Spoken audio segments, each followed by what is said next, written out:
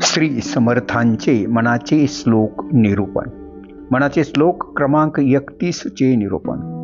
श्री समर्थ रामदास स्वामी या मनाच्या श्लोकात सांगतात की भक्ताने जर भगवंताची अनन्य भावाने भक्ती केली तर काय प्राप्ती होते याचे वर्णन समर्थांनी केलेले आहे. असे हो जया अंतरी भाव जैसा, वसे होतया अंतरी देव तैसा. अनन्यास रक्षितसे चापपानी, नुपेक्षु कदा रामदासाभिमानी. जय जय रघुवीर समर्थ.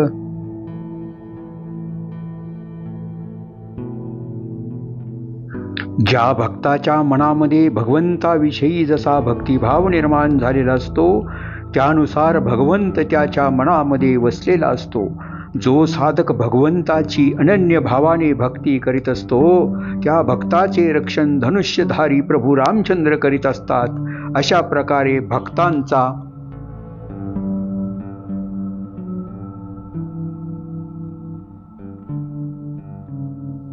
अभिमान बाळगणारे प्रभू रामचंद्र भक्तांची कधीही उपेक्षा करीत नाही असे समर्थ सांगत आहेत.